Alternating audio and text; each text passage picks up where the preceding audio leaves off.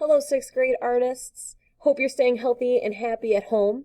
I miss seeing you in class, but for this week, I have got a kind of a fun extension lesson for us that goes right along with what we're doing in class, okay? So, of course, we've been talking about pop art. We've been doing our candy paintings for quite a few weeks by now, okay? So, all of this will be familiar to you, and hopefully you have some fun doing this drawing assignment at home, too. So, you are going to use whatever you have available at home. I don't mind if it's notebook paper, any line paper, it might just be scrap paper, you might have computer paper, whatever you have available at home is totally fine for this assignment, okay? You can use pencils, pens, Sharpies, crayons, markers, whatever you've got, all right? So you're going to start by finding a picture of one of your favorite foods, okay? You might have many, I have many, but I love McDonald's French fries. It's like my guilty pleasure food. I can't eat it all the time because it's not good for me. But I do love to eat it. And you're just going to start off with a nice little sketch, okay? This does not have to be perfect, artists. This is just kind of like a one-day little mini lesson in the middle of our actual painting project at school, okay? So I'm going to go ahead. I'm going to draw in this container. I, of course, need my famous McDonald's arch. So it's not perfect, but I am going to try to get it to look as good as I possibly can, okay? I'm going to leave out the fries on the bottom, but I am going to include some of these fry shapes at the top, okay?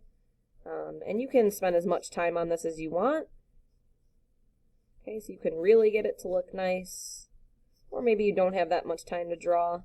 Today you just have our 40-minute class period time, and that's fine too, okay? It might just be a sketch. So as you may have noticed at the top, I have written in the title, Pop Art Food. You don't need to do that. But I did write with complementary colors. So in just a moment here, after I kind of sketch out some of these fry shapes, I am going to use some colored materials, and I'm going to add in complementary colors. Very similar to what we did in class with our candy paintings, okay? Now, I do understand that you are limited with supplies, okay? You're not in the art room. You don't have everything that I've got on my supply table.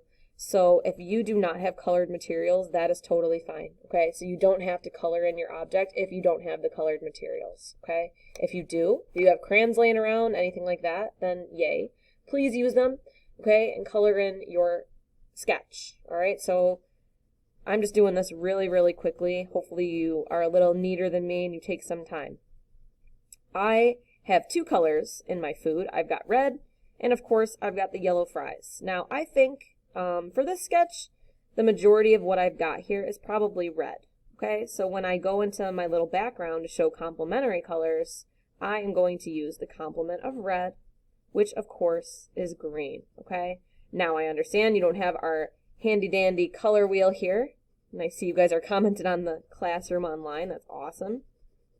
So you don't have the color wheel in front of you, so I will post something with this assignment that shows you the complementary colors that you can refer back to, okay? Just in case you forget.